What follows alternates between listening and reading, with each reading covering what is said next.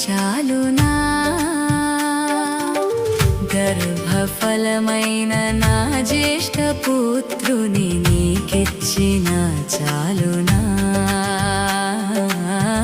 గర్భఫలమైన నా జ్యేష్ఠ పుత్రుని నీకిచ్చిన చాలునా